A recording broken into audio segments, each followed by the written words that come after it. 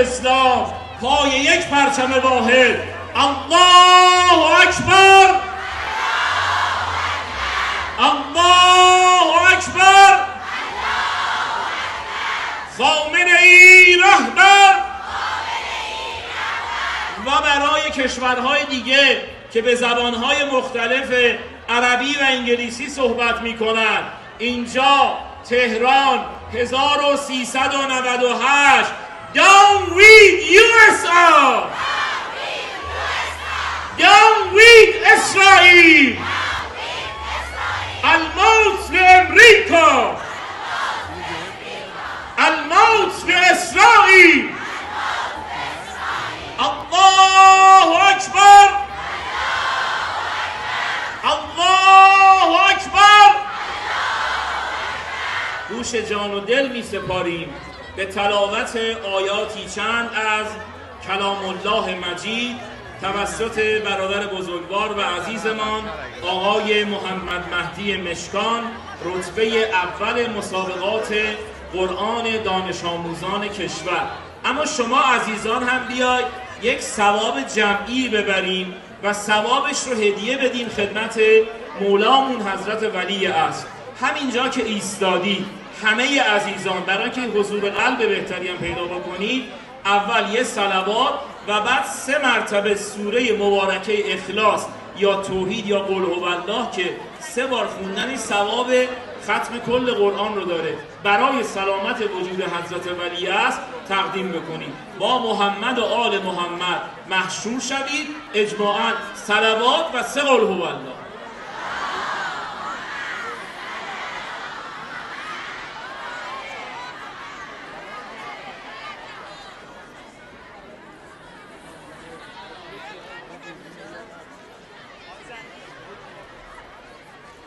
بالله من الشيطان الرجيم.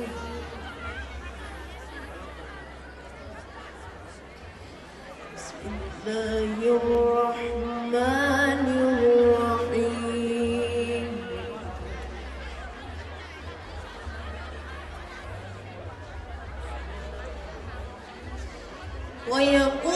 ويقولون سبحان ربنا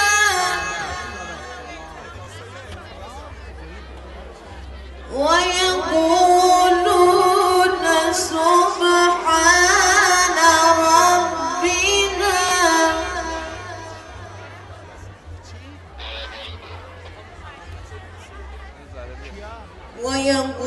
ويقولون سبحان ربنا إن كان وعد ربنا لمفعولا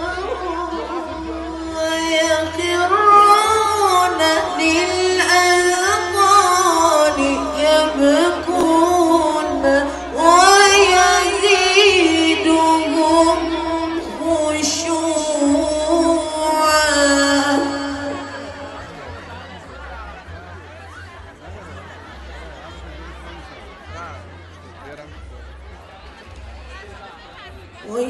ويخرون للأذقان يبكون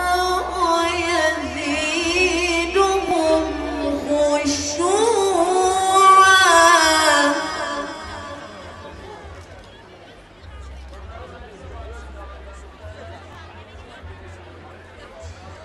قل ادعوا الله أو ادعوا الرحمن.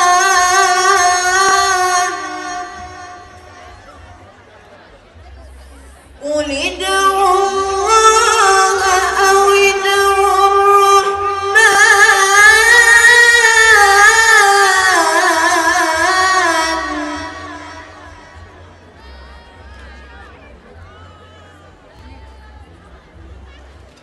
أيما تدعوا فله الأسماء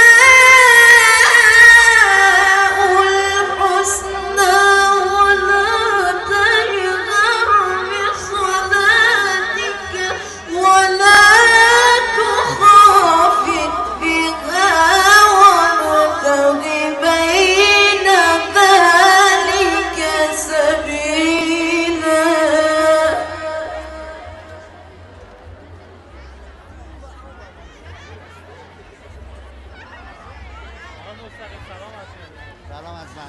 وقل الحمد لله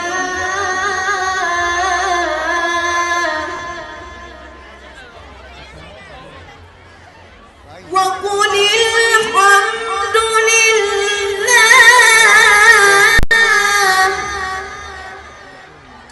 وقل الحمد لله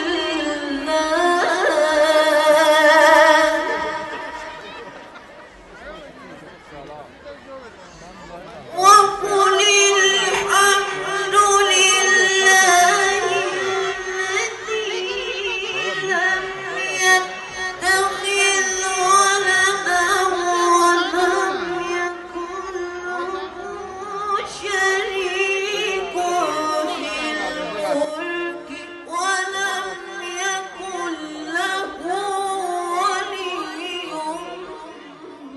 من الذل بابا من اینجا وایسا این من میخوام بچرخم تو لنز دیدم نگیرم نه وكبره تكبيرا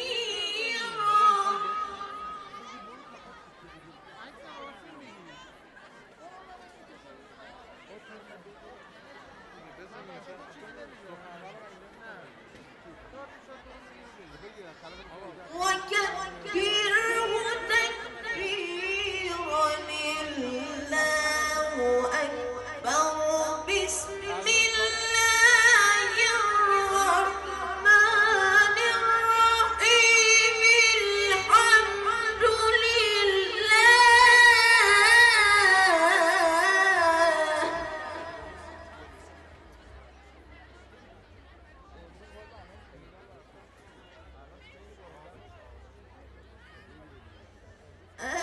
الحمد لله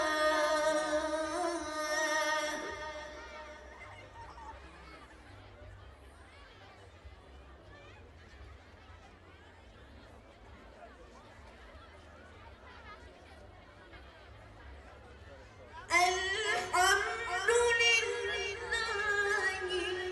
الذي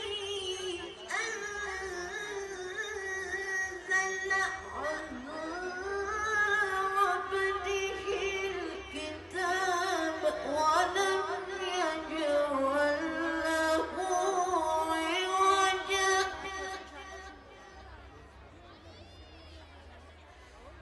ولم يجعل له عوجا الحمد لله الذي أنزل على عبده الكتاب ولم يجعل له عوجا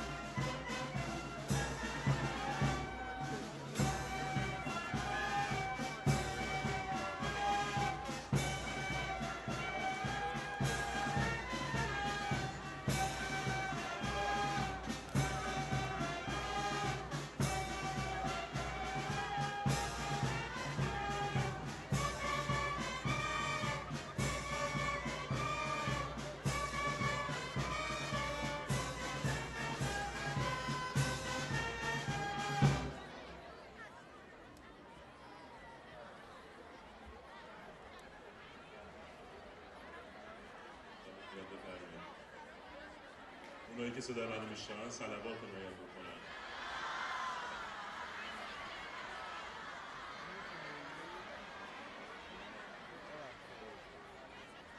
هدیه به پیشگاه روح بلند و آسمانی امام راحل حضرت روح الله رحمت الله علیه و شهدای گرانمهر اسلام هر کجا صدای منو میشنوید دسته گل صلوات و قرا عنایت کن.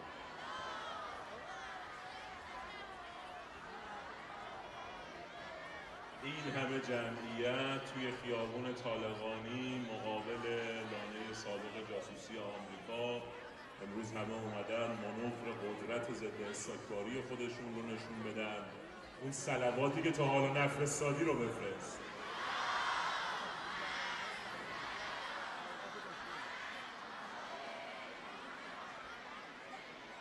به نام خداوند مهر و تولا، خداوند دلهای اهل تمنا. ایران ما لبریز عطر مهربانی است.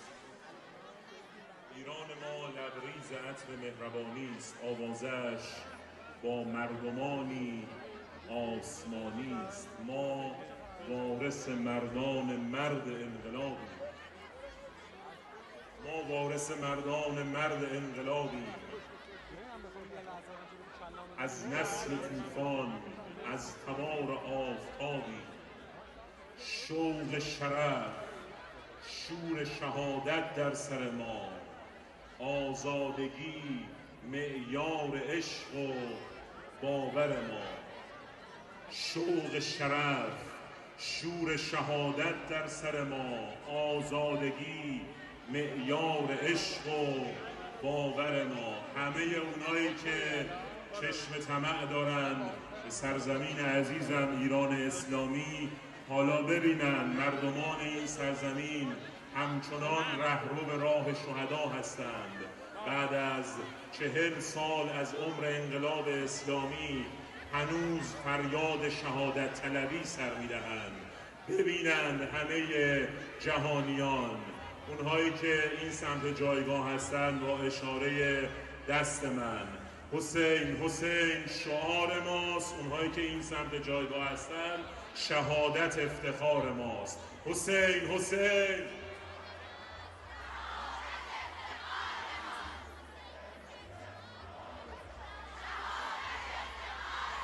همه کسانی که نزدیک به جایگاه هستند و صدای من رو میشنوند، اونهایی که سمت چپ جایگاه هستند، برادران بزرگوار، با اشاره دست من با صدای بلند حسین حسین.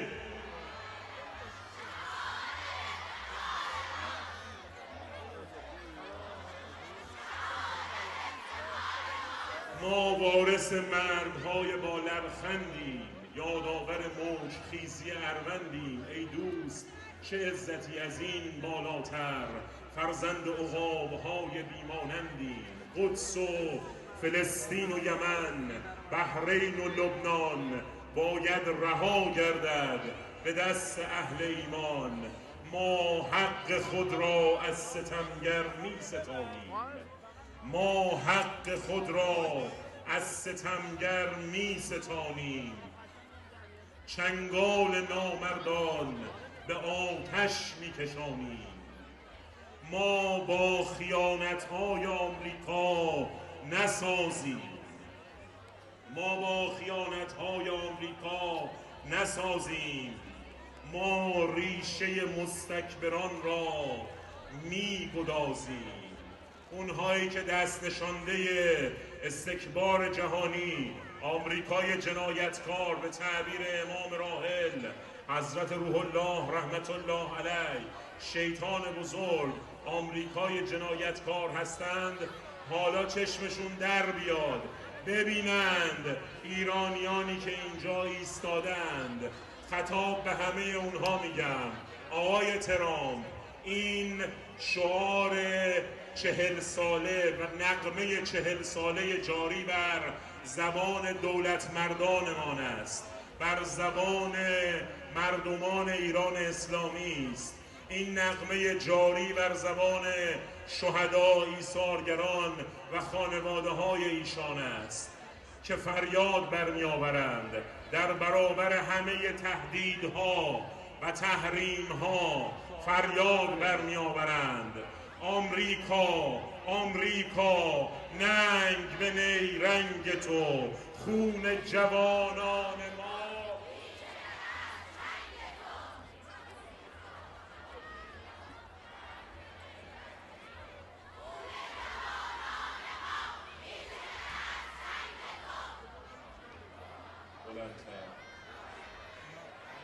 بلندتر. برادران و خواهران یه لحظه دقت بکنن.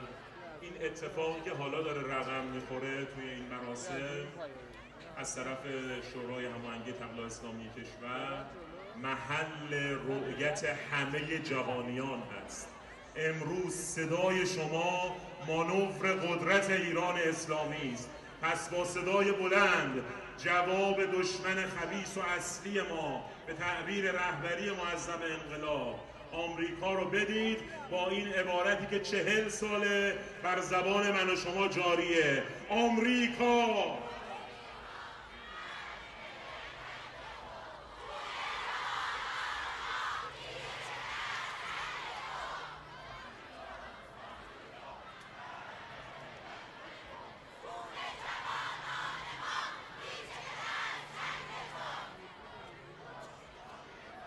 ننگ به نیرنگ تو،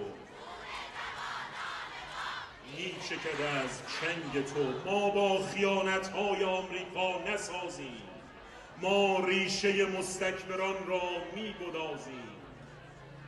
بر پایه قرآن و ایمان استواریم، بر پایه قرآن و ایمان استواریم. شکر خدا ما رهبری فرزانه داریم. این نماد قدرت اهالی ایران اسلامی است که حالا در حمایت از رهبری اندیشمند انقلاب اسلامی حضرت آیت الله العظما امام خامنه ای حفظه الله تعالی فریاد برمی آورند: حیدر حیدر یا حیدر، جانم فدای رهبر. حیدر. نمیشنوم.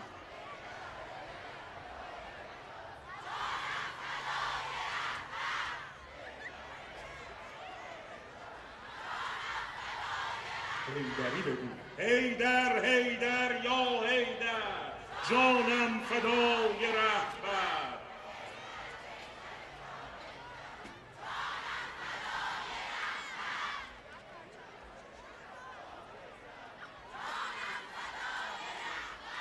ما پیروان حیدریم، امارهای رهبریم. ما پیروان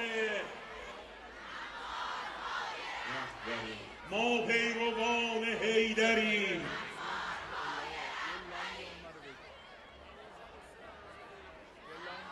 های رهبریم. سلامی به بلندای قامت ایثار و شهادت شهیدان سالهای انقلاب اسلامی، سالهای دفاع مقدس و مدافعان حریم اهل بیت علیهم السلام و امام شهیدان حضرت روح الله رحمت الله علیه. به پیشگاه همه شما حاضرین در این محفل و بارگاه معنوی و نورانی آیین گرامی داشته روز ملی مبارزه با استکبار، نیز خدمت همه شما همیهان ارجمندم، همراهان سیمای جمهوری اسلامی ایران که از طریق شبکه‌های مختلف سیما و شبکه‌های برون مرزی سیمای جمهوری اسلامی ایران ما رو تماشا میکنید. اینجا خیابان آیت الله طالقانی رحمت الله علیه در مجاورت لانه جاسوسی سابق آمریکاست که به دست نیروهای پیرو قتل امام رحمت الله علیه تسخیر شد و خدا رو هزار مرتبه شکر میکنیم که خون به ناحق ریخته فرزندان این سرزمین امروز ثمر داده و ثمرش همین حضور دلاوران ایران اسلامی در سیمای جوانان و دانش آموزان و دانشجویان سرزمینم ایران اسلامی است که اینجا گرد هم آمدن و همنوا با همه اهالی این مرز پرگوهر، این خاک گرانقدر، خاک ایران اسلامی امروز یک پارچه و یک صدا فریاد برمی آورند در حمایت از رهبر اندیشمند انقلاب اسلامی. ای رهبر آزاده، آماده ایم آماده. ای رهبر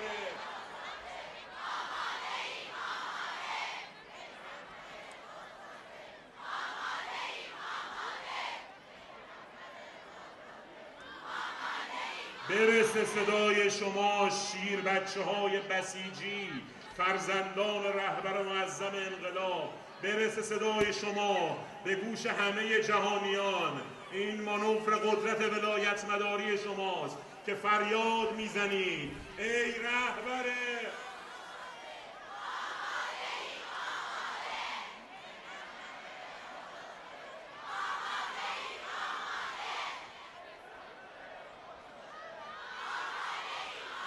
درود بی‌کران پیشگاه رهبری اندیشمند انقلاب اسلامی. خدا رو سپاس میگم که در این روز بزرگ در کنار هم در حال خلق حماسه دیگر از حضور در پیشگاه روح بلند آسمانی امام راحل حضرت روح الله رحمت الله علیه و شهدای گرانقدر اسلام هستیم. تشکر میکنم از برادر ارجمندم جناب آقای مشکان، رتبه اول مسابقات قرآن دانش آموزان کشور که نفس گرمشون کلی بود میان ما و آیات قرآن مبین. و همچنین تشکر از دوست هنرمندم شهاب حسین زاده عزیز که در بخشای شعاری برنامه خدمت شما خواهند بود. و تشکر از گروه رزمنوازان دژبان کل ارتش جمهوری اسلامی ایران. دوربین های مقابل من، دوربین های رسانه ملی، آقای زاکری عزیز، کارگردان محترم برنامه و همه دوستانی که این لحظه ها رو دارید ثبت میکنید. پشت سر من در جایگاه یه عبارتی حک شده با این عنوان: روز ملی مبارزه با استکبار جهانی. دوستان این رو اینجا حک کردن که فراموش نکنیم انقلاب ما ریشه در مبارزه با استکبار و استکبار ستیزی داره، به مثابه توجه به فرمایش امیر مؤمنان علی علیه السلام در وصیت‌نامه‌شون که فرمودند کونا للظالم خصما و للمظلوم عونا. دشمن ستمگر و یاور ستمدیده باشید. حالا می‌خواهیم دشمن ستیزی و استکبار ستیزیمون رو نشون بدیم و مظلوم یاوریمون رو از ملت‌های مظلوم سرزمین‌های اشغالی نشون بدیم. همه برادران بزرگوار که این سمت جایگاه هستند یک پارچه و یک صدا فریاد این روز رو به صدا در بیارند: مرگ بر آمریکا! در حمایت از ملت‌های مظلوم، خواهران بزرگوار، برادران بزرگواری که این سمت جایگاه هستند با صدای بلند این افتخار ماست که فریاد میزنیم: مرگ بر اسرائیل! مرگ بر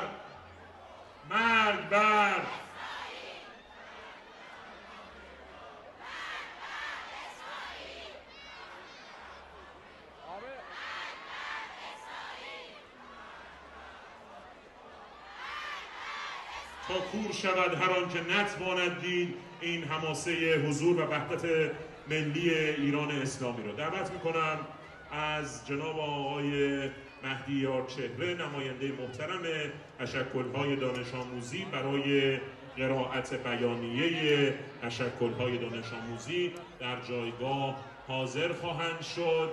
هرچه داریم از نام امیر مومنان علی بن ابی طالب علیه السلام داریم. استقبال بکنید از نماینده تشکل‌های دانش آموزان کشور، تشکل‌های دانش آموزی، جناب آقای مهدی یارچهره. 3 نوبت با صدای بلند فریاد بزن: یا حیدر!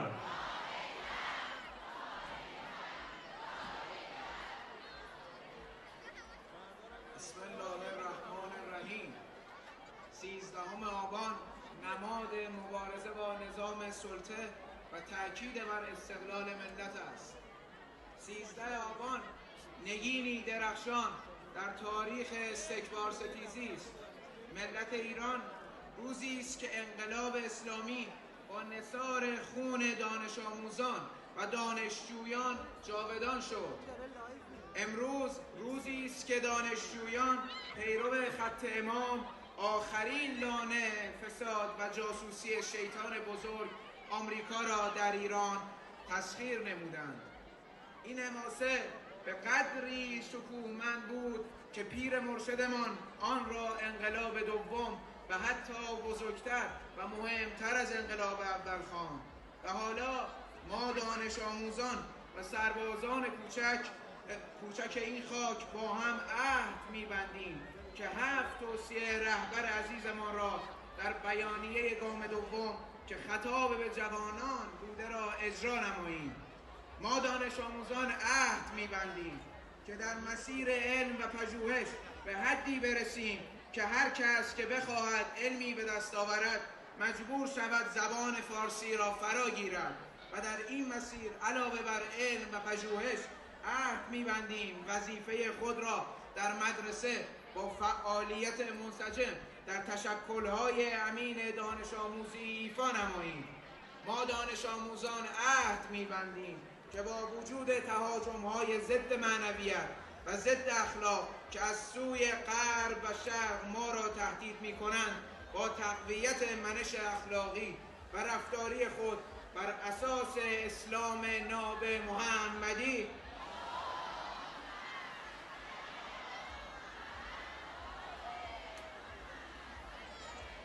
آن را در جامعه نیز تقویت کنیم.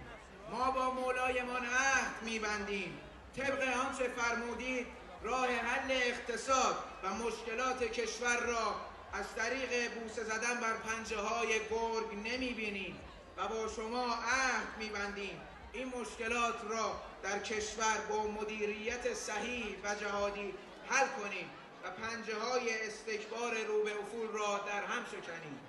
ما دانش آموزان با شما رهبر فرزانه عهد می‌بندیم که برای مبارزه با هر نوع فساد که از طرف مسئولین و غیر مسئولین باشد از تمام نیرویمان استفاده کنیم و تلاش می‌کنیم در راه عدالت که در صدر هدف‌های همه بعثت‌های الهی بوده و در جمهوری اسلامی نیز دارای همان شأن و جایگاه است شکاف‌های طبقاتی در جامعه را از بین ببریم و همانطور که به امید دادن شما امید بستیم امیدتان را ناامید نخواهیم کرد.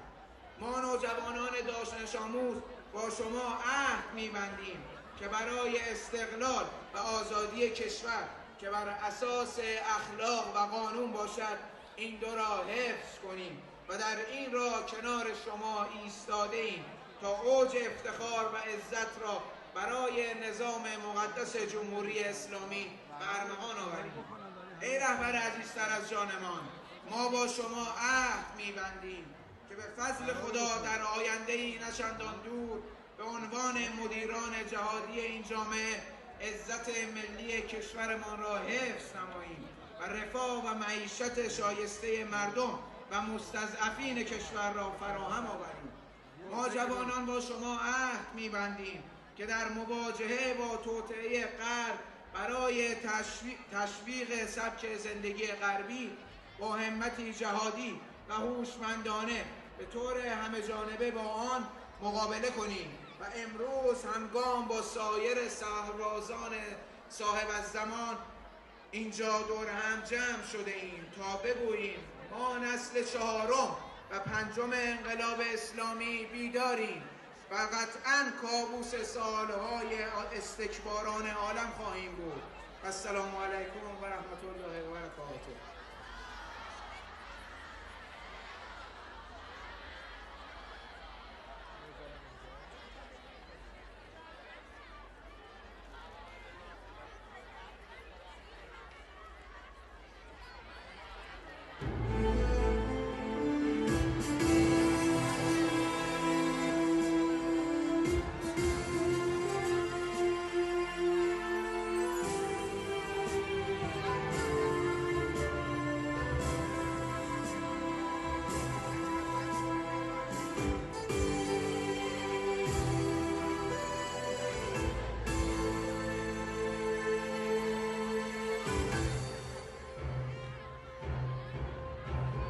ای شکوه نام عشق، ای پیام عاشقان، نامت آشنای دل، ای بهار بی خزان، ای بهار بی خزان. هر جا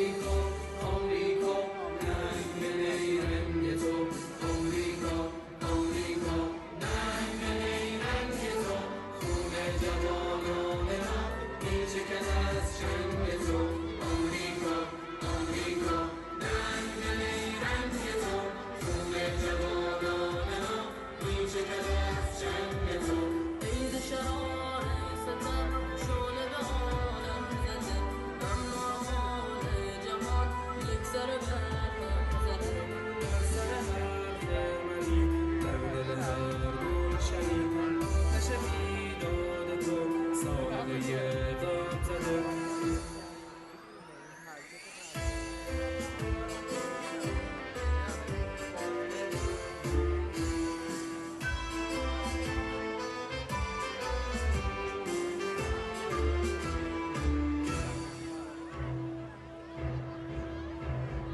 دشمن تو روسیا دشمن تو ناامید با غرور عاشقان مردم تو رو سپید مردم تو رو سپید همیشه ملت بیدار همیشه از غیرت گفته قسم به گلهای پرپر به دانه در خون خفته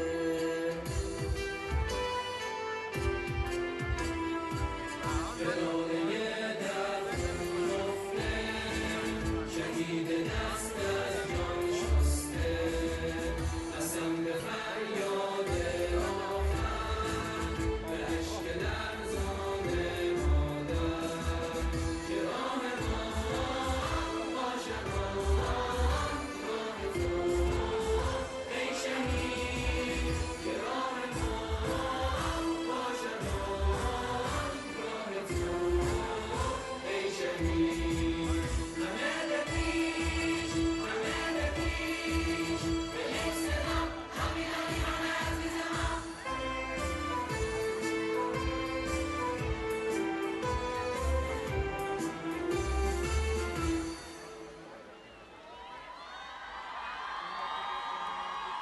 سلامات من بفرمایید.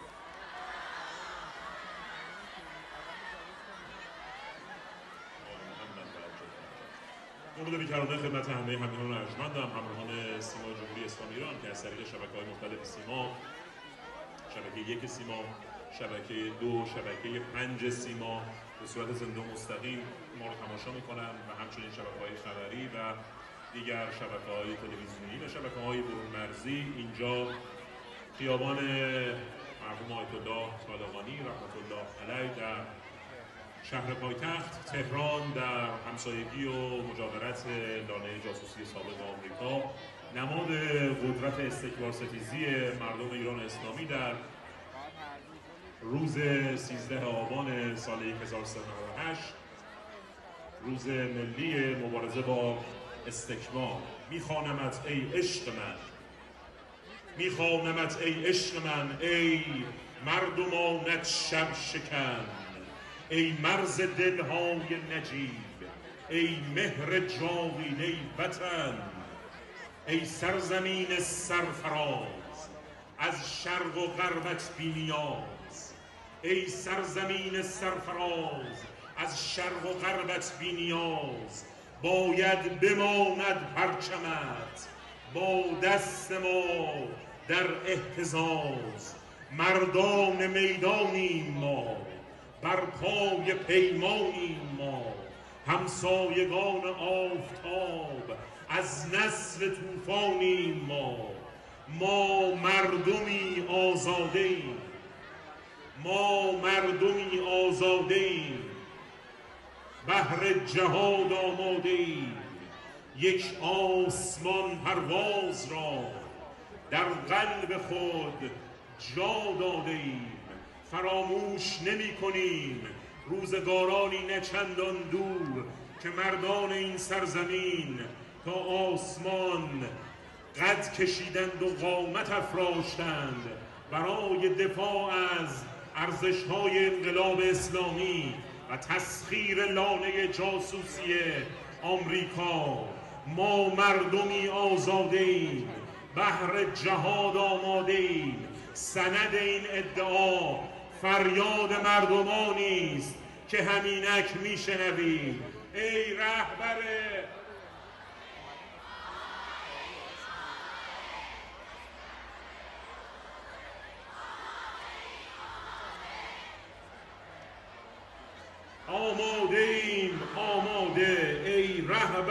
آزاده آماده ایم آماده ما درس عزت خوانده ایم بیگانگان را رانده ایم ما درس عزت خوانده ایم این فریاد دانش آموزان سرزمینم دانشجویان سرزمینم ایران اسلامی است ما درس عزت خوانده ایم بیگانگان را رانده ایم اینک 40 سال است که ما انقلابی مانده ایم نمیشنوم صدای شما رو اینک 40 سال است که ما انقلابی مانده ایم سند انقلابی ماندن ما حضور دانشجویان سرزمینم ایران اسلامی است دعوت میکنم در پیشگاه شما همراهان سیمای جمهوری اسلامی ایران که از طریق شبکه‌های مختلف سیما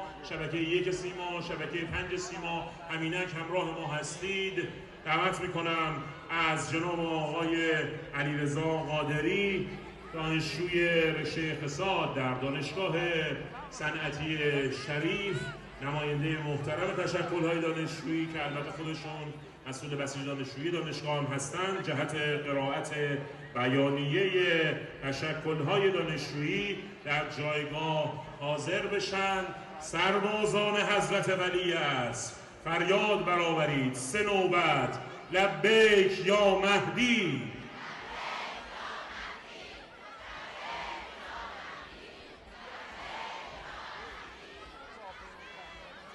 بسم الله الرحمن الرحیم اکنون در آستانه 40 سالگی آن واقعه بزرگ ایستاده‌ایم همان حماسه‌ای که امام امت آن را انقلابی بزرگتر از انقلاب اول نامید ما کار کوچکی نکردیم بالای نرده‌های لانه جاسوسی آمریکا که بودیم احساس کردم فرشته‌های 7 آسمان نگاهمان می‌کنند با خود گفتم ما که این کار را کردیم یا از روی نرده‌ها به آسمان چنگ می‌زنیم یا با سر به قعر جهنم می‌رویم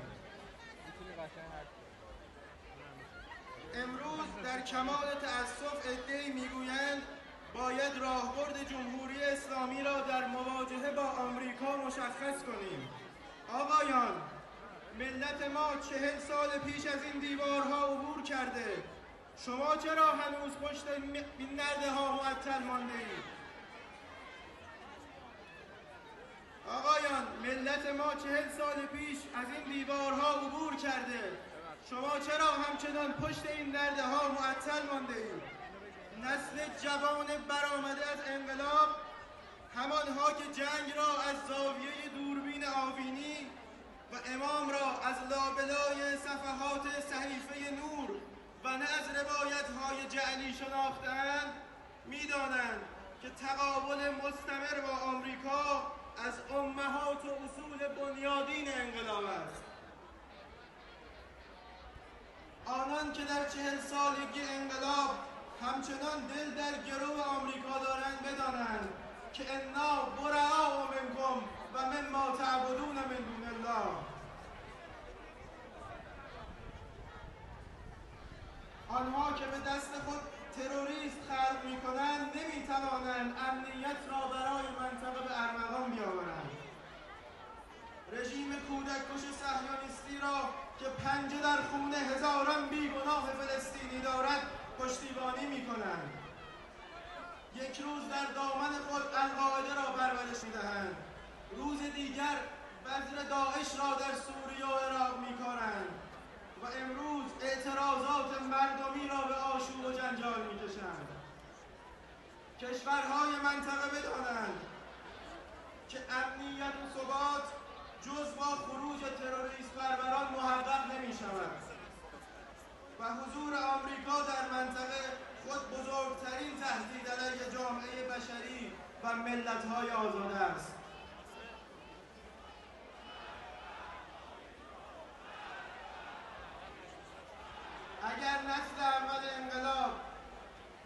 اگر نسل اول انقلاب پرچم آمریکا را برای همیشه در ایران به پایین کشید و پرچم سازش ناپذیری و استقلال را برافراشت و نسل دوم انقلاب با بلند کردن پرچم مقاومت اسلامی پشت آمریکا را در منطقه به زمین زد. این نسل چهارم انقلاب خواهد بود که پرچم افول آمریکا را خواهد دید و پرچم توحید را بر فراز قلل رفیع کرامت عالم علم خواهد کرد. یک جمله خطاب به جوانان آزاده در اقصا نقاط جهان بگوییم: استکبار مانع رسیدن چهره حقیقی اسلام و انقلاب اسلامی به شماست. از تجربه موفق انقلاب اسلامی الگو بگیرید و دست ایادی آمریکا را از مقدرات خود کوتاه کنید. سلام و درود خدا بر امام بزرگوار و شهداء راه حق من الاولین و الاخرین. السلام علیکم و رحمت الله.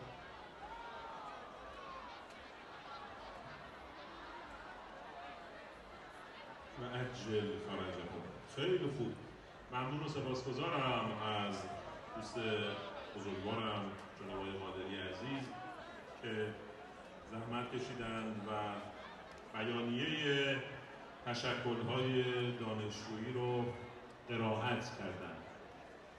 انشاءالله در دقایق دیگر رونمایی خواهد شد از یک اثر هنری از یکی از جوانان برومند ایران اسلامی، اهل شعر و ادب و هنر، در پیشگاه شما حاضرین در این جایگاه و در این محفل و بارگاه معنوی و این آیین گرامیداشت روز 13 آبان، روز ملی مبارزه با استکبار جهانی، روز دانش آموز، روز تسخیر لانه جاسوسی سابق آمریکا و همچنین در مقابل دیدگان شما همیهنان ارجمندم که از طریق شبکه‌های مختلف سیما، شبکه 1، شبکه 5 سیما دارید ما رو تماشا می‌کنید و شبکه‌های مختلف خبری که این تصاویر رو دریافت می‌کنن و همچنین همه اونهایی که از طریق تلفن‌های همراهشون و ابزارهای اطلاع‌رسانی تصویر ما رو دارن به صورت مجازی هم زنده و مستقیم دریافت می‌کنن. در همسایگی سفارت سابق آمریکا، لانه جاسوسی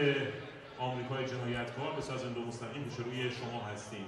من چند بیتی از یکی از سروده‌های جناب آقای سید محمد صادق آتشی، شاعر و خواننده فوق‌الصدای جوان کشورمون تقدیم حضورتون می‌کنم تا انشاءالله مقدمه حضور ایشون باشه. هیهات من الذله درس ظهر عاشوراست، باید صدامون پشت دنیا رو بلرزونه. آتیش این فتنه اگر خاموشه اون وقت جز روسیاهی واسه شون چیزی نمیمونه. میگن که شیشدنگ جهان به اسمشون خورده، اما دوباره کور خوندن ما نمیذاریم. میخوان که گرم خواب شیم اما نمیدونن ما زیر پرچم تا طلوع فجر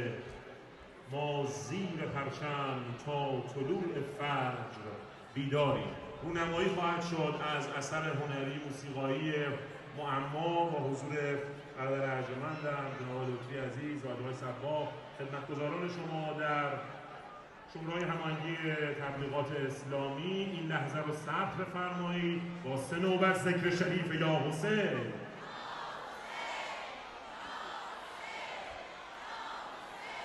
اثر موسیقایی معما، شاعر و خواننده سید محمد صادق آتشی. بیا اینجا ببیننت دوربین‌های ما و مردم عزیز. آقا محمد صادق عزیز، چهره جوان، دوست داشتنی، برنا، رعنا، اهل شعر و ادب که اونهایی که دنبال میکنن جلسات ادبی مقابل رهبری ارشد انقلاب اسلامی رو با شعرخوانی ایشون در پیشگاه رهبر معظم انقلاب آشنا هستند و تحسین‌های رهبر معظم انقلاب از شعرخوانی ایشون که یکی از تجلیات و نماد وحدت بین شیعیان و اهل سنت بود که در پیشگاه رهبری خواندن و رهبری هم تحسین کردن. در آستانه هفته وحدت هم هستیم. این اثر آهنگسازش هادی کولیوند هست، تنظیم کنندش جناب آقای گرامی شماسیرین است.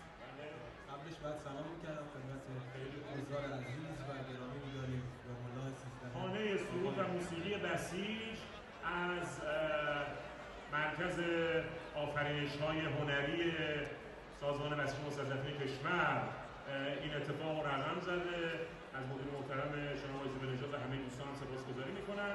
با مشارکت مرکز موسیقی حوزه هنری تبلیغات اسلامی کشور این اثر رو به اتفاق بشنویم با ذکر شریف یا حسین.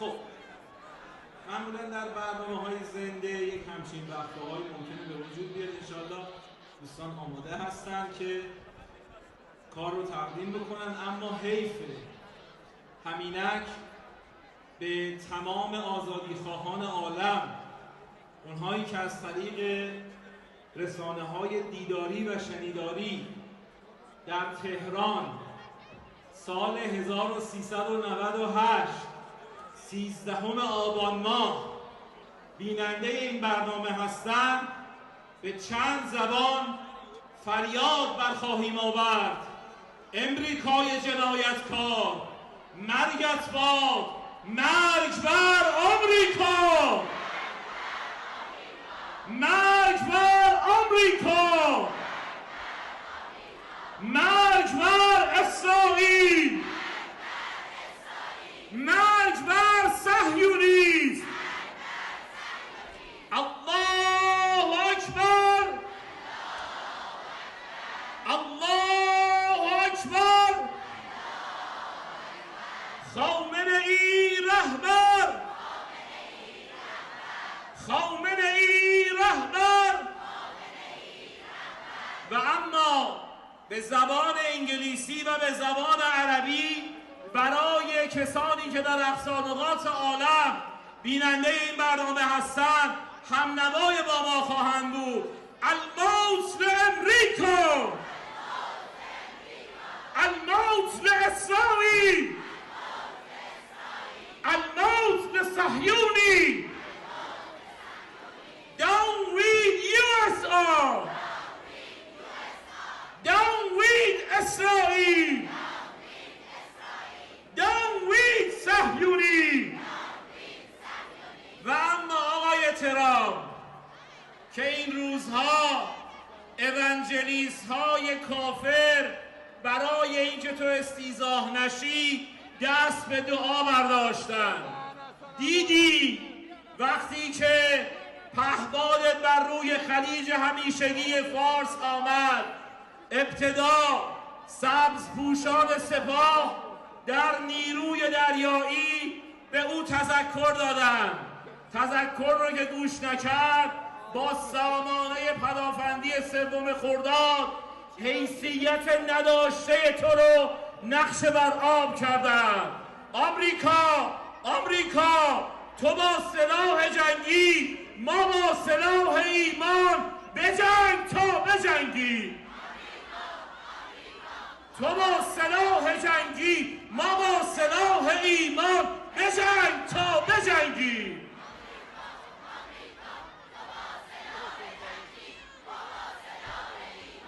بجنگ تا بجنگی. آمریکا، آمریکا، تو با سلاح جنگی، ما با سلاح ایمان بجنگ تا بجنگی.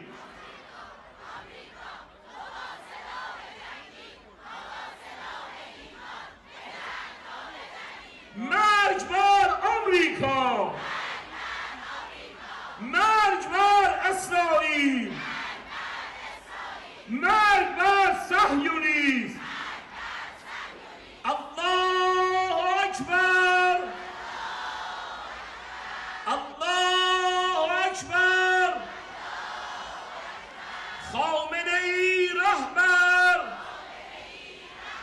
خب انشالله که لحظاتی دیگر عزیز برادر بزرگوارم آقای آتشی آماده هستن تشریف بیارن و قطعشون رو تقدیم حضور شما بکنن. عرض میکنم به محضر مولامون صاحبمون حضرت ولی است عجل الله تعالی فرجه الشریف. آقا جان، راهپیمایی 40 چند سالی است برای قدرت نمایی ارتش اسلامی تو در سرزمین خون و قیام و مردانگی و ایثار یعنی کربلا شکل گرفته. این همه لشکری که شما امروز همینک نه فقط در تهران بلکه در بیش از 1000 شهر کشور ما همینک شبکه‌های خبری در حال نشان دادنشان هستند، آمدن بگویند که حساب مردم آمریکا از دولت آمریکا سواست. ما جنگ طلب نموده و نیستیم، اما دفاع بخشی از هویت ملی ماست. پس دنیا بداند ما زنده به آنیم که آرام نگیریم، موجیم که آسودگی ما عدم ماست. الله اکبر، الله اکبر. خب آماده هستیم تا اجرای هنرمند جوان کشورمون رو از خطه حسینیه ایران یعنی یزد، استان یزد بشنویم. همه با هم سلامت وجود آقامون حضرت ولی است عجل الله تعالی فرجه الشریف و رهبر عزیز و فرزانه انقلاب و همه ملت شریف و گرامی و قدرشناس ایران صلوات صلوات صلوات.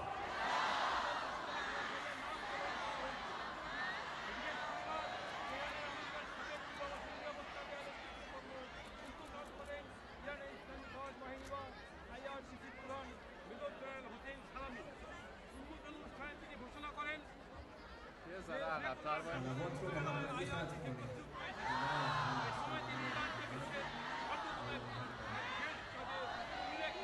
آماده هستیم دوستان کار محمد رو پخش کنید و اجرا بریم انشاءالله.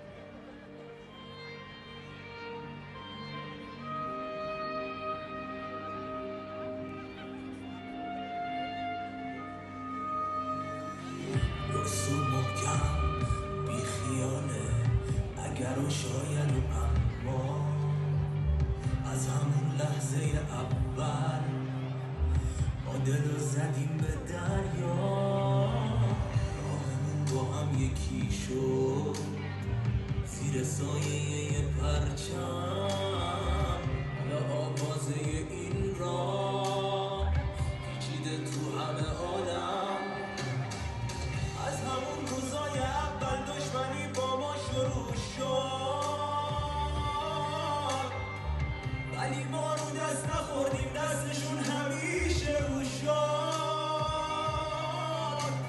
هر دفعه از یه مسیری گاهی با گلوله با جنگ،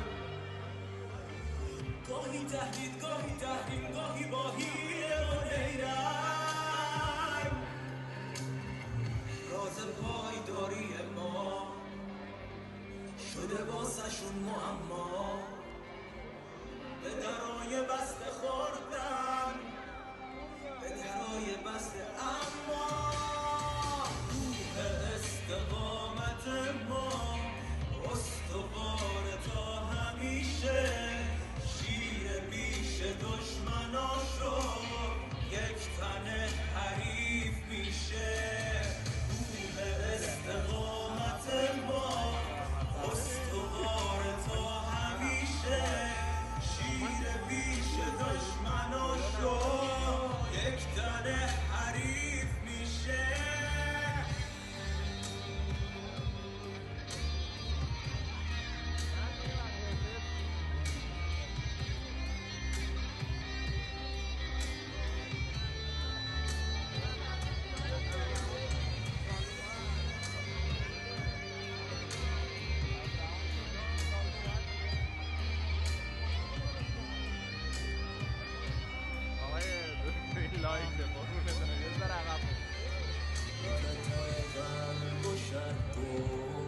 سیل روزگار برده کت خدایی که میگفتن به زمین گرم خورده.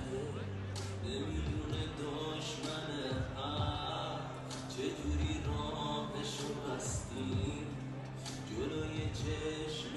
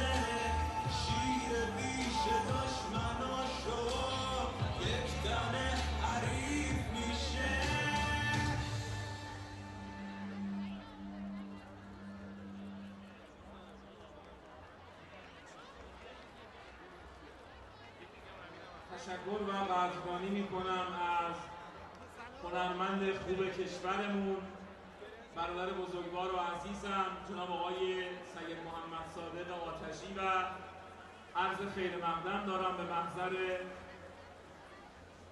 میهمانان عزیزی که تازه به جمع و جلسه ما تشریف آوردند. اما قرائت قطعنامه یوم الله 13 آبان 1398 در تهران مقابل لانه جاسوسی توسط حضرت حجت الاسلام و المسلمین جناب آقای محمودی رئیس محترم شورای هماهنگی تبلیغات اسلامی استان تهران قرائت میشه. عزیزان بزرگواری که با مفاد این قطعنامه موافق هستند لطف کنند در هر بندش تایید بفرمایند با این شعار: الله اکبر خامنه‌ای رهبر. اگر موافق هستید همه با هم با یه الله اکبر خامنه‌ای رهبر بریم به استقبال. آماده هستید؟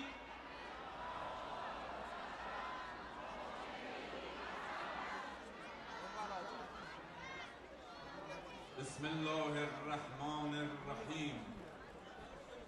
یا ایها الذین آمنوا لا تتخذوا عدوی و عدوکم اولیاء. ای کسانی که ایمان آورده اید، دشمنان من و دشمنان خودتون را دوست نگیرید. با سلام و درود به روح بلند احیاگر اسلام ناب محمدی صلی الله علیه و آله و سلم و بنیانگذار نظام مقدس اسلامی حضرت روح الله، دمنده روح جهاد و استکبار ستیزی در کالبد مردم شریف و متدین ایران و مسئلت طول عمر با برکت توأم با صحت، مزید توفیقات و عزت روزافزون مقتدای عظیم الشأن و ولی امر مسلمین حضرت آیت الله العظمی امام خامنه‌ای مد ظله العالی، از ذات اقدس احدیت جل و علا ما شرکت کنندگان در تظاهرات ضد استکباری یوم الله 13 آبان ماه، روز ملی مبارزه با استکبار جهانی و در رأس آن آمریکای جهانخوار، با ندای ملکوتی الله اکبر خامنه‌ای رهبر و شعار کوبنده مرگ بر امریکا اعلام می‌داریم: یک، راهبرد مقاومت فعال در برابر دسیسه‌های شیطانی الفساد قرن آمریکای جهانخوار و همپیمانان طاغوت اعظم را یک تکلیف دینی، آرمان تغییر ناپذیر انقلاب اسلامی و رسالت انسانی خیش دانسته هر نوع گفتمان تفرقه افکنانه و تحرکات کوته فکرانه دو قطبی سازی مذاکره و مقاومت در جامعه را شدیداً محکوم می‌کنیم.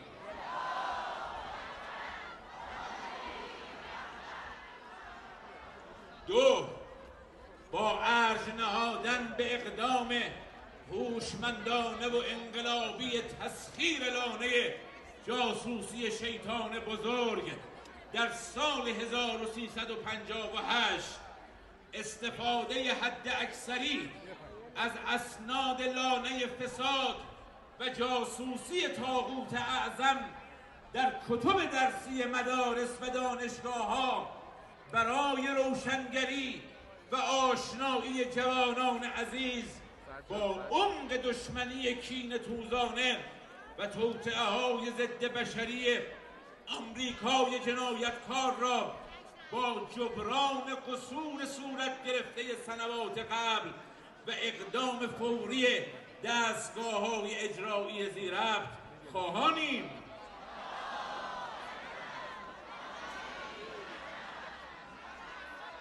کماکان آمریکای در حال افول و فروپاشی را دشمن شماره یک بشریت و سردمداران جنایت پیشه نظام فرعونی حاکم بر آن و کشورهای اروپایی را غیر قابل اعتماد دانسته، پرهیز مطلق از دل بستن به دشمن، اعتماد عملی به جوانان مؤمن و انقلابی و رونق واقعی تولید را کلید حل معضل بیکاری و مشکلات اقتصادی کشور و وظیفه ذاتی و انقلابی مسئولین اعلام می‌داریم.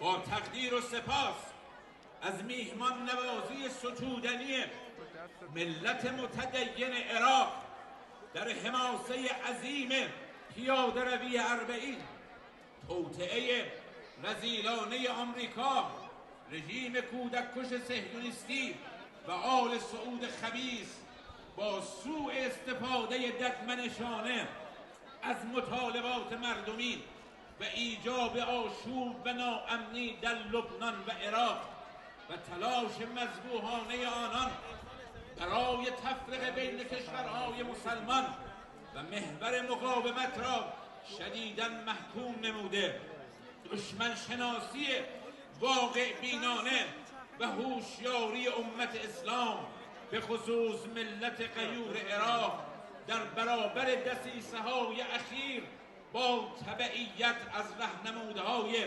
مرجعیت عالی دینی را خواهانیم.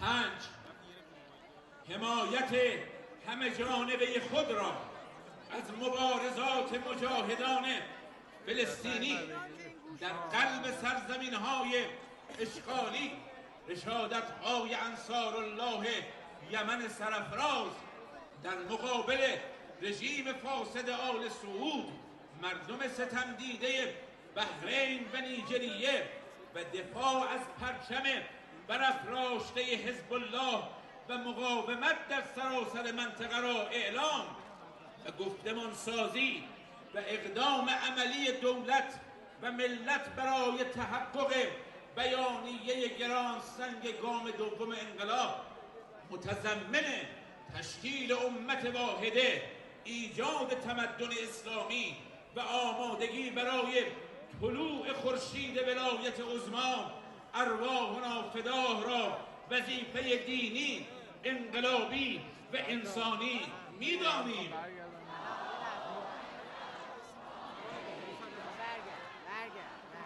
شش، رمز عبور سرفرازانه از پیچ تاریخی، عزت و سربلندی ملت و کشور، غلبه بر مشکلات داخلی و توطئه دشمنان خارجی را، توکل بر خداوند متعال، تبعیت محض همگان از منویات گوهربار مقتدای عظیم الشأن و شجاع امت اسلامی مقام معظم رهبری مد ظله العالی دانسته و ضمن اعلام آمادگی تا پای جان خود تمام اقشار، گروه‌ها و مسئولین را به تحقق عملی این مهم فرا می‌خوانیم.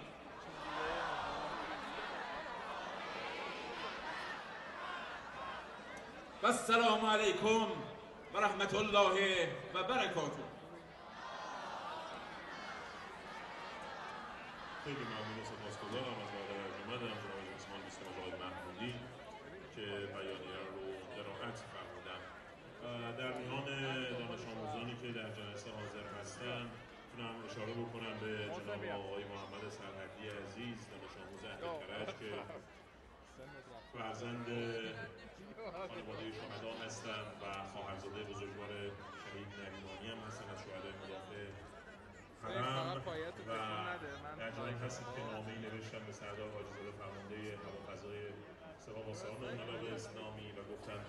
جوانان ما در روزگاری دانه جاسوسی سابق آمریکا رو تسخیر کردن، ما آماده ایم که کاخ سفید رو تسخیر بکنیم و این نشان افتخار امروز ایران اسلامی است. دوباره میخوانم آیه رحمت را، قصه غیرت را، شور شهادت را. تو همیشه فاتحی بر قله ایران، ارتش جمهوری اسلامی ایران. انشاءالله و دقایق دیگر بهره خواهیم جست از سخنان ارزشمند برادر ارجمندم امیر سرلشکر موسوی، فرمانده مقتدر و دلاور ارتش جمهوری اسلامی ایران، در مقابل دوربین‌های رسانه‌های ملی و جهانی. حالا به احترام قیام شهدای ایران اسلامی، به احترام قیام امام شهیدان، به احترام قیام سید الشهدا علیه السلام همه قیام می‌کنیم با دست‌های افراشته. ببینم دست‌های شما رو، زن و مرد، با دست‌های به آسمان فرا رفته، با صدای بلند در پیشگاه چشم همه جهانیان فریاد برمی آوریم 5 نوبت لبیک یا خامنه ای.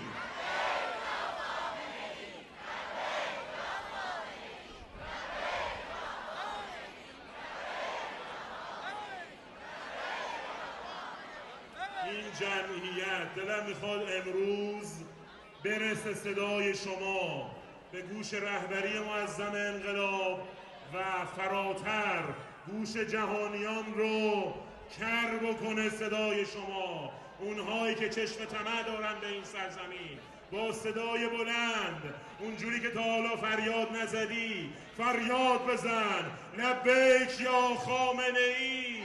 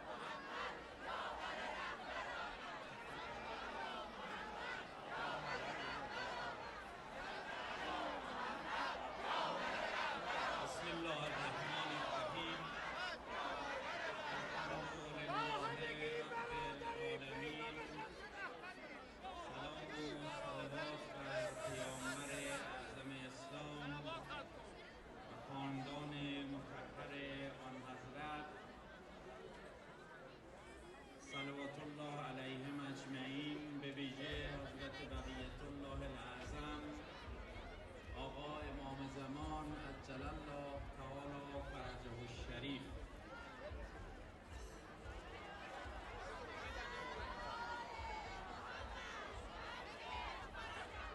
درود به روان تابناک بنیانگذار جمهوری اسلامی ایران حضرت امام رضوان الله تعالی علیه و سلام و درود به محضر ولی امر مسلمین مقام معظم رهبری و فرماندهی معزز کل قوا حضرت امام خامنه ای.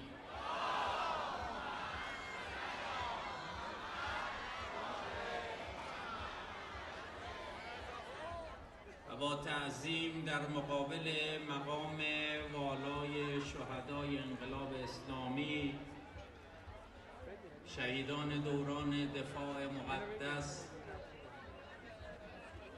شهدای مدافع حرم، شهیدان راه دفاع از امنیت و حفظ مرزهای مقدس جمهوری اسلامی ایران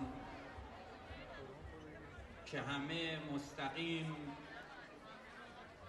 یا غیر مستقیم قربانی جنایت آمریکای جهانخوار هستند و با تکریم جانبازان عزیز، آزادگان سرافراز و همه ایثارگران و مدافعان راه دفاع از اسلام عزیز، قرآن کریم، انقلاب شکوهمند اسلامی، نظام مقدس جمهوری اسلامی ایران و ایران سربلند اسلامی. خداوند بزرگ رو شاکر و سپاسگزارم که توفیق داد امروز در جمع شما خواهران و برادران عزیز ذره‌ای از فریاد بلند ملت ایران و ملت‌های مستضعف بر سر آمریکای جنایتکار باشم. 13 آبان در کشور ما بستر پیدایش حوادث گوناگونی است که در شکل دهی تاریخ معاصر کشور و انقلاب اسلامی نقش تعیین کننده داشته است. 13 آبان 43 سال روز تبعید حضرت امام رضوان الله تعالی علیه در پی مخالفت با قانون استعماری کاپیتولاسیون و قیام مردمی 15 خرداد. 13 آبان 57 شهادت جمعی از دانش آموزان و دانشجویان انقلابی در مقابل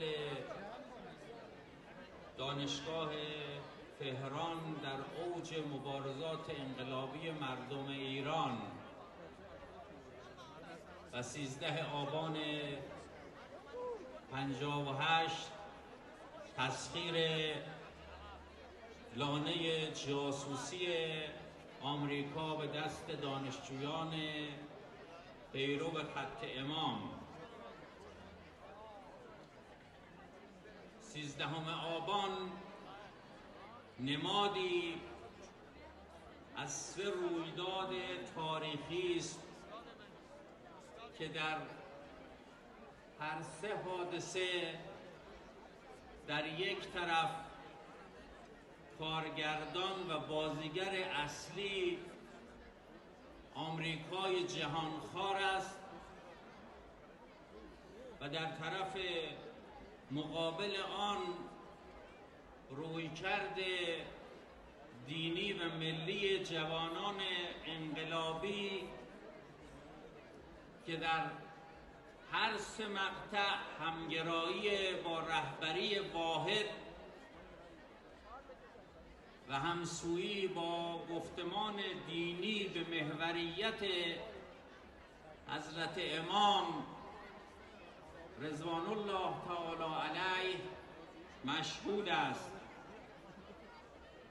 و هر سه رخداد پیام و هدف مشترک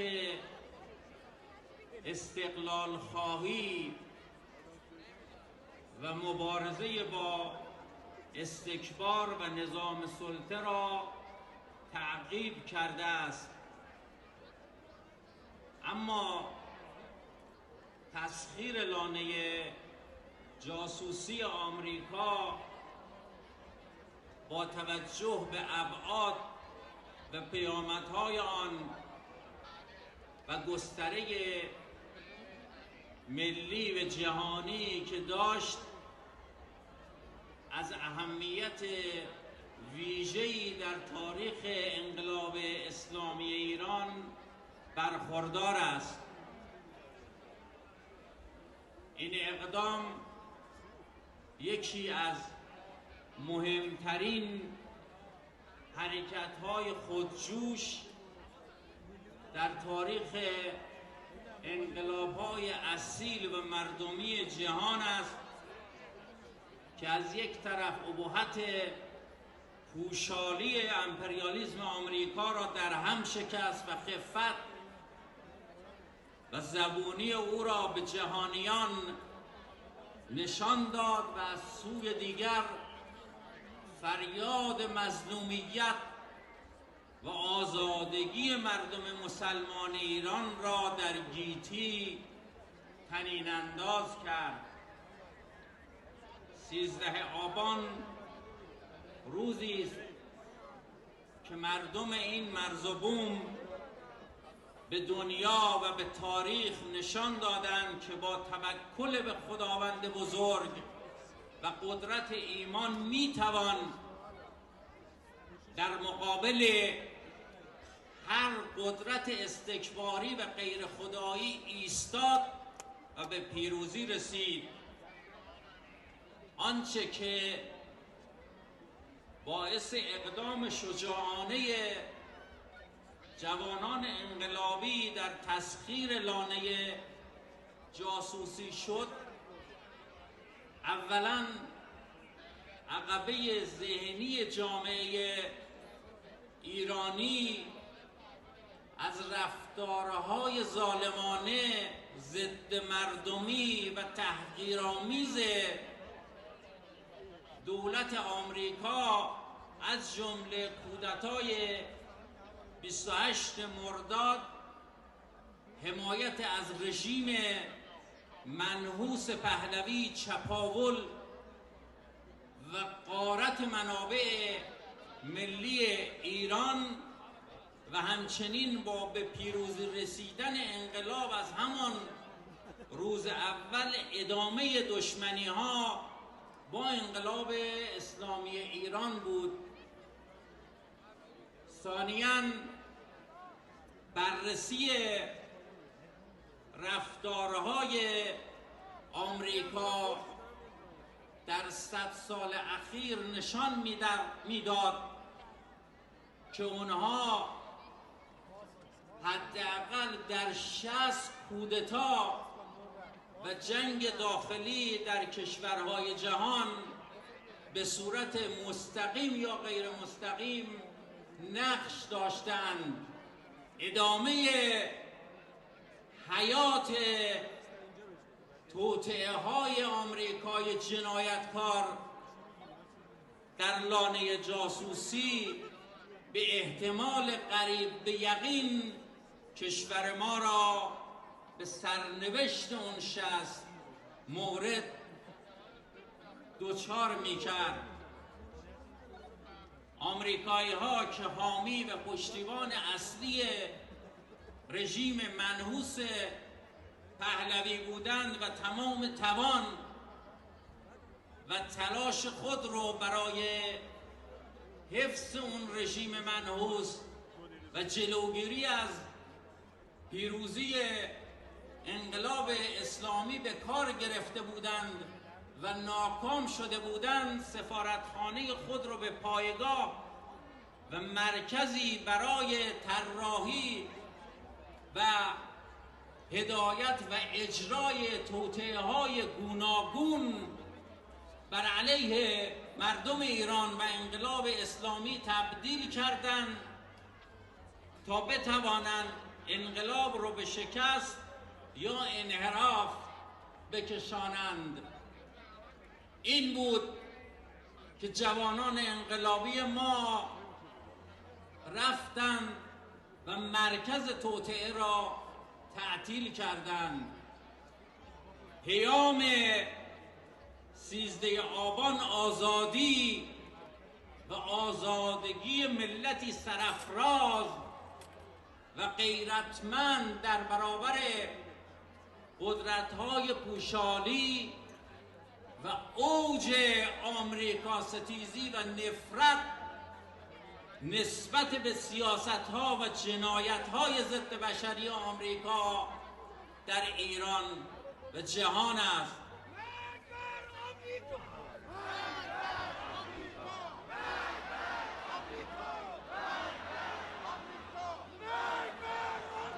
سیزده آبان به مسلمانان و مستضعفان عالم نشان داد که می توانند در برابر غارتگران و چپاولگران زیاده طلب راه مقاومت و ایستادگی را برگزینند و در این راه پیروز شوند.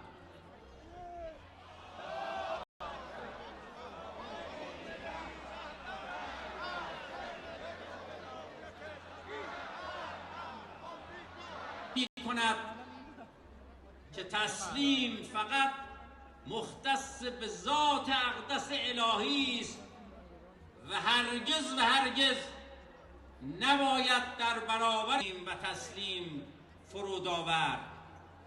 مردم سرافراز ایران در 13 آبان به جهان نشان دادند به ظاهر مستحکم باشد شکستنی و فرو ریختنی است و با مقاومت در مبارزه با ستمکاران پیروز شد و به اهداف عالی انسانی دست پر است از ظلم و ستم و جنایت و نفرت و تباهی در همه جای جهان.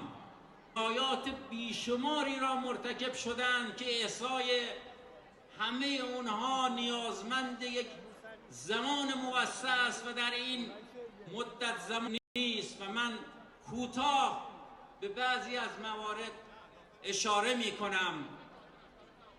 دشمنی ها و عداوت آمریکایی ها بر علیه ملت ایران و انقلاب اسلامی از زمان پیروزی انقلاب اسلامی ادامه پیدا کرد.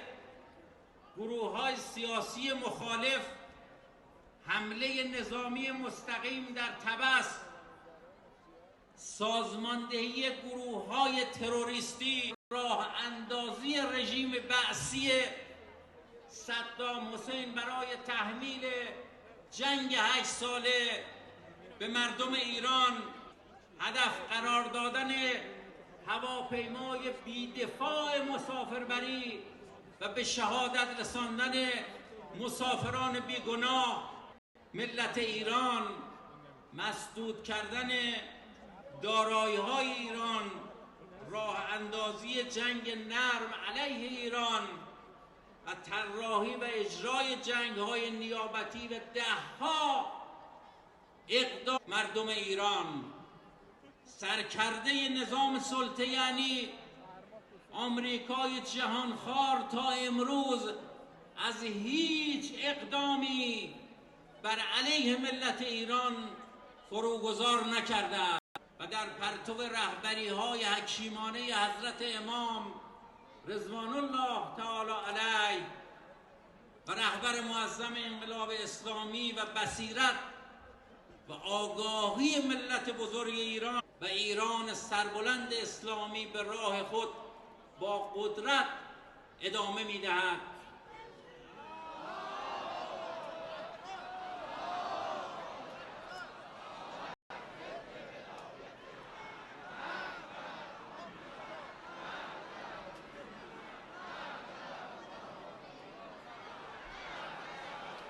بحمدالله امروز به شجره طیبه تنومند و پرثمری تبدیل شده است که سایه آن کل و برکات این انقلاب برای کشور عزت، پیشرفت، امنیت و آرامش به ارمغان آورده و برای منطقه.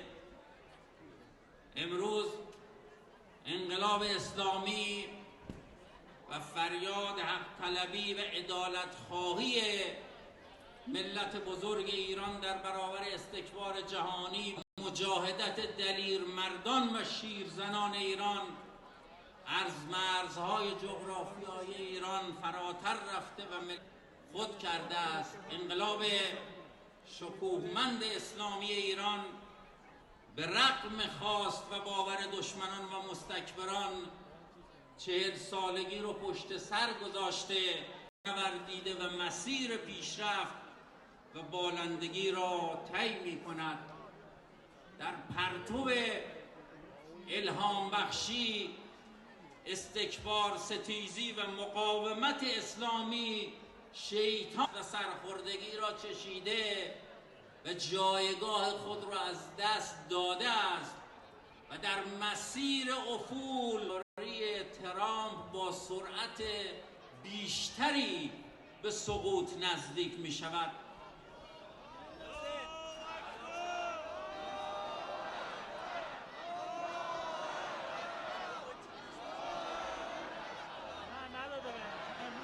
انقلاب اسلامی ایران یک چله پرچالش اما پر افتخار و بی سابقه ای از مجموعه ای از موانع و مشکلات و دشواری ها که هر کدام از این دشواری ها به تنهایی می توانند یک نظام را از پا در بیاورند، اما اینها و ارزش ها و مقاومت در مقابل دشمنان با موفقیت از این موانع و دشواری ها عبور کردند و اینک وارد دومین گام برای ساخت تمدن نوین اسلامی و آمادگی برای طلوع خورشید ولایت عظمی حضرت بقیت الله الاعظم آقا امام زمان عجل الله تعالی فرجه الشریف شدند.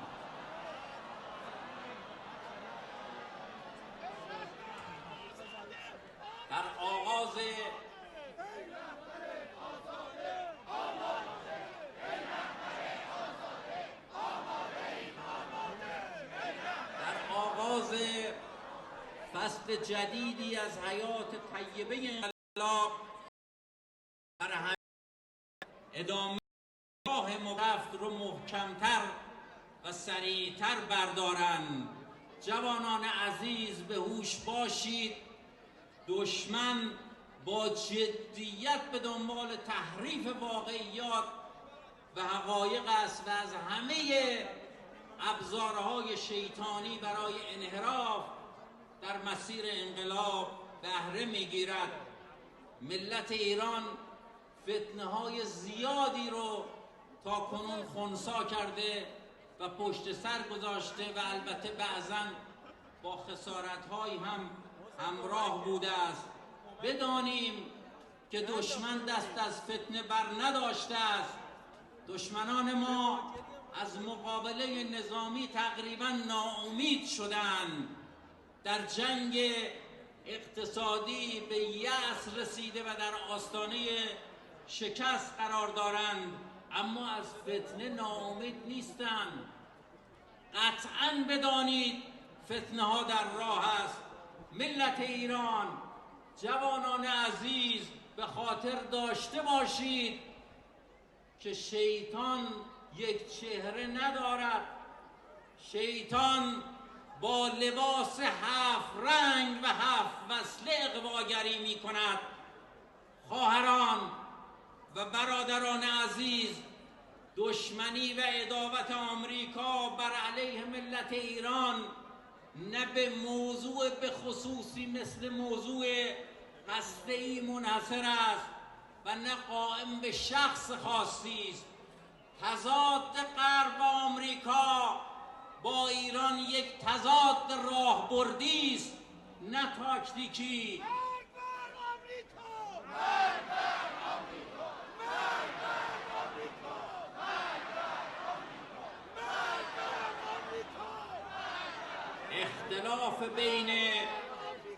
اختلاف بین نظام استکبار و جمهوری اسلامی ماهوی، محتوایی و ریشه‌ای است. آمریکا خود را در تقابل با اسلام ضد استکباری تعریف کرده است و تقابل آنها و حتی به ظاهر تعامل‌هایشان با نظام در همه دوره‌های گذشته و حال و آینده به جهت خنثی‌سازی و تضعیف یا براندازی و یا انحراف نظام است. این فرمان قرآن کریم است، هشدار قرآن کریم است: ولا یزالون یقاتلونکم حتی یردوکم عن دینکم ان استطاعوا. دشمنان ما، دعوای اونها با ما بر سر مسائلی مثل هسته‌ای و موشکی و حقوق بشر و امثال اینها نیست. دعوای ما با آمریکا بر سر استقلال است، بر سر زیر بار زور نرفتن است. دعوای ما با آمریکا بر سر آرمان هاست، بر سر ارزش هاست، بر سر اعتقادات است. دعوای ما با آمریکا بر سر دین ماست. آنها به دشمنی با ما ادامه خواهند داد. مثال آنها مثال عقرب جراره است، عقرب جراره‌ای که اقتضای طبیعتش نیش زهراگین است، تا زمانی که زیر پا له نشود از آزار دست بر نخواهد داشت.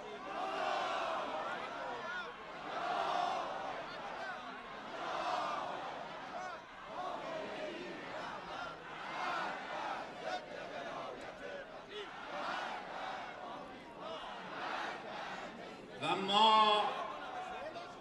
ما برای له کردن این عقرب جرار زیر پا ایستادیم و هزینه آن را هم خواهیم پرداخت، آنچنان که تاکنون پرداخته ایم.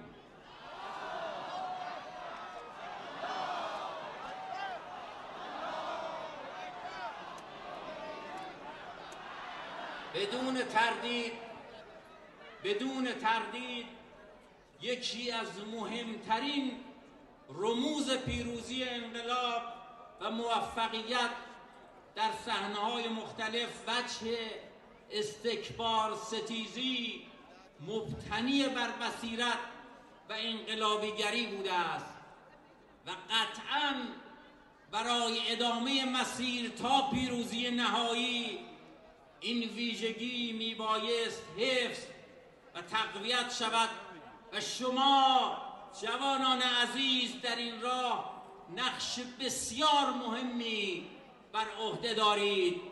آموزه های دین مبین اسلام و تجربیات سالهای گذشته نشان داده است هرگز و هرگز زانو زدن در برابر دشمن بیرحم و ناجوان مرد و بوسه زدن بر پنجه های گرگ خونخوار برای انقلاب و مردم ایران هیچ دستاوردی در پی نخواهد داشت و تنها راه پیشرفت و تعالی و عزت و استقلال حفظ روحیه انقلابی و دفاع از نظام انقلابی مبتنی بر بصیرت و اطاعت از رهبری است.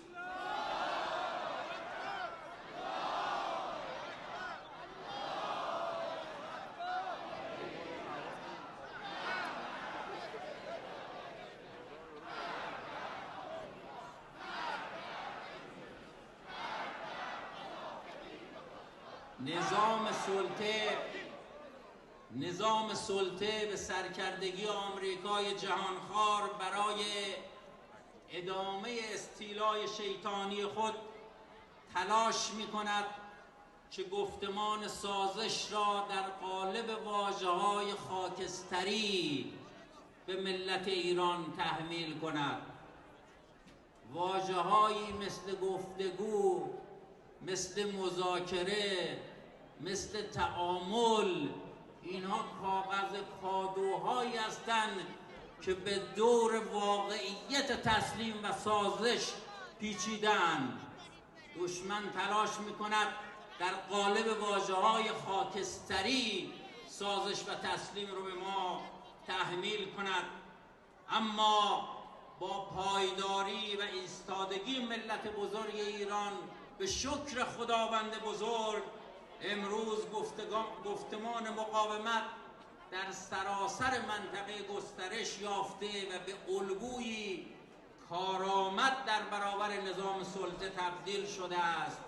بعد از اردیبهشت 98 و اتخاذ راهبرد مقاومت فعال که باعث تغییر در محاسبات و رفتار نظام استکبار شد، عقلای اونها این پیام رو از نظام مقدس جمهوری اسلامی ایران درک کردند از مردم ایران درک کردند که دوران فشار با هزینه صفر به پایان رسیده است و ایران سربلند اسلامی برای پاسخ به فشارها اراده و امکانات و اجماع لازم را در اختیار دارد.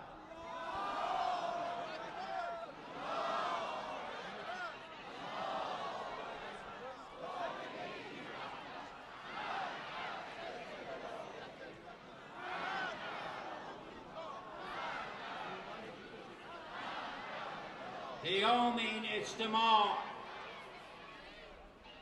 این اجتماع و اجتماعات هزار نقطه ایران برای دشمن این است که ملت ایران راهی را که آمده است با قدرت ادامه خواهد داد. دشمن بداند نسل جوان ایران هیچگاه از آرمان‌ها و ارزش‌های خود دست بر نخواهد داشت و تا آخر ایستادند.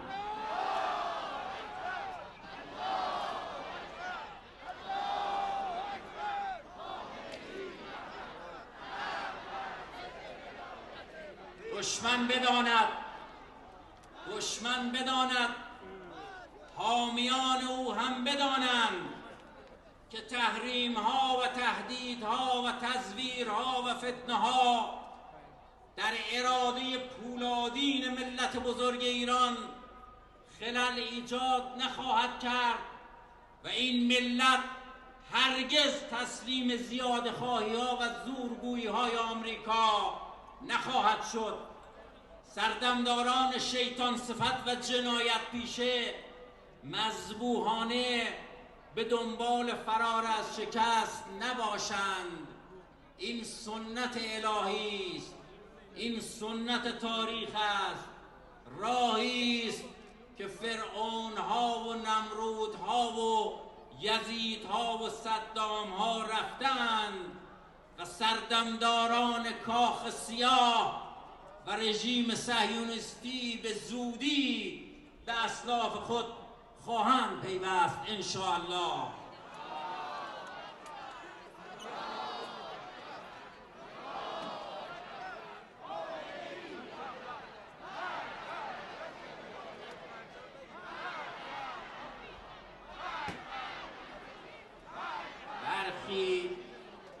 برخی از اندیشمندان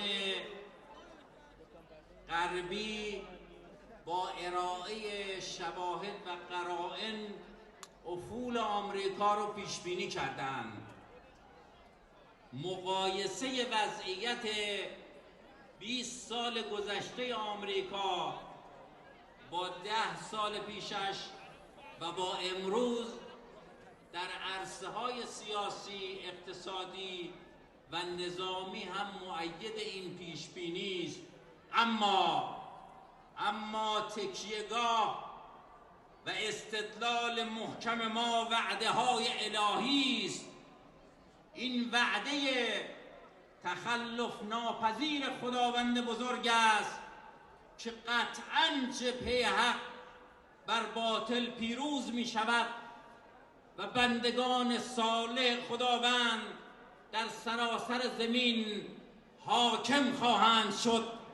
و نريد ان نمن على الذين استضعفوا في الارض و نجعلهم ائمه و نجعلهم الوارثین. صدق الله العلی العظیم و السلام علیکم و رحمت الله و برکاته. جهت عزت اسلام و مسلمین اجماعاً صلوات.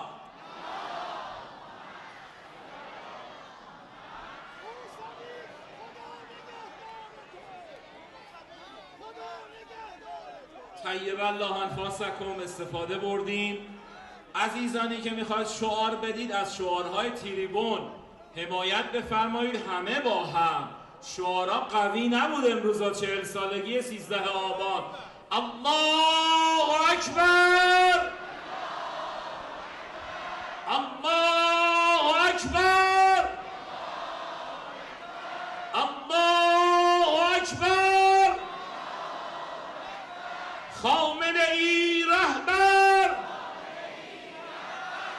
همه با هم مشتا گره کرده مرگ بر آمریکا،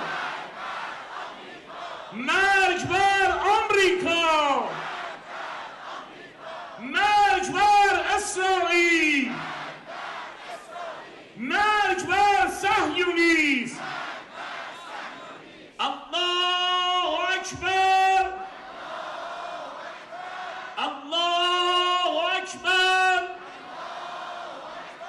ضمن تقدیر و تشکر از امیر سرلشکر دکتر سید عبدالرحیم موسوی، فرمانده کل ارتش جمهوری اسلامی ایران، سخنران یوم الله 13 آبان 1398 امروز دوشنبه 13 آبان ماه 1398 تقدیر و تشکر می کنم از اصحاب رسانه و مطبوعات، سازمان صدا و سیمای جمهوری اسلامی ایران و برون مرزی سازمان، شبکه خبر، شبکه 5، شبکه 1 سیما، شبکه 3 و تمامی عزیزان عکاس و تصویربردار، سازمان بسیج دانش آموزی و فرهنگیان سپاه تهران، سازمان بسیج دانشجویی و سپاه حضرت رسول صلوات الله و سلامه علیه، ناحیه مقاومت بسیج حضرت ولی عصر عجل الله تعالی فرجه الشریف، ناحیه مقاومت بسیج شهید مطهری و سلمان فارسی و دیگر نواحی تابعه سپاه حضرت رسول، معاونت‌های محترم، شهرداری تهران، سازمان زیباسازی شهرداری، اداره کل آموزش و پرورش تهران، شرکت واحد اتوبوسرانی، فرماندهی انتظامی، اداره اطلاعات استان تهران، راهور، سازمان آتش‌نشانی، اورژانس، برق تهران، قرارگاه سارالله و نصر، شرکت راه آهن شهری تهران مترو، ستاد برگزاری نماز جمعه، فرمانداری گاز استان تهران، جمعیت هلال احمر، دژبان کل ارتش جمهوری اسلامی ایران، مجموعه شهید فهمیده، مفتح و شیرودی، آبفا و بوستان و فضای سبز شهر تهران، بیمه مرکزی، سازمان فرهنگی هنری شهرداری تهران، حوزه علمیه استان تهران و حوزه های علمیه خواهران، بنیاد شهید و امور ایثارگران، کمیته امداد حضرت امام رحمت الله علیه، ستاد کل نیروهای مسلح، اداره کل اوقاف و امور خیریه و سازمان عقیدتی سیاسی ارتش جمهوری اسلامی ایران، شورای هماهنگی تبلیغات اسلامی. من تمنا می کنم عزیزان بزرگوار دقت بکنن، به آرامی خیابان آیت الله طالقانی رو ترک بفرمایند